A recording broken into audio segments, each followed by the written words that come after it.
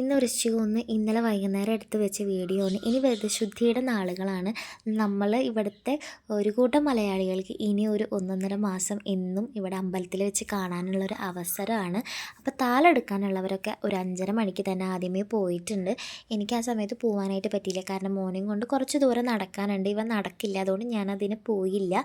അപ്പോൾ ഞങ്ങൾ അമ്പലത്തിൻ്റെ ഉള്ളിൽ കയറി ആദ്യം തൊഴുത് ഡെക്കറേഷനും അറേഞ്ച്മെൻറ്റ്സും ഒക്കെ കണ്ടു. അപ്പോൾ മോൻ ആദ്യമായിട്ടാണ് കഥകളിയുടെ ഇത് ഇമേജ് കാണുന്നത്. അപ്പോൾ അങ്ങനെ നോക്കിക്കൊണ്ടിരിക്കുകയായിരുന്നു കേട്ടോ. അപ്പോൾ താലെടുക്കാൻ പോയവരൊക്കെ തിരിച്ച് വന്നിട്ടുണ്ട്.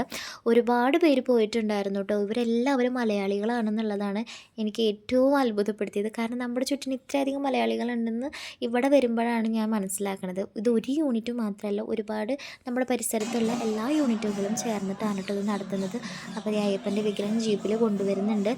പിന്നിൽ കൊട്ടും അതുപോലെ തന്നെ ശരണം വിളിയൊക്കെ ആയിട്ട് അത് നടത്തി വരുന്ന എല്ലാവരും, ഈ ബ്ലാക്ക് ഷർട്ട് ഇട്ടവരൊക്കെയാണ് കേട്ടോ ഇതിൻ്റെ മെയിൻ ആളുകൾ.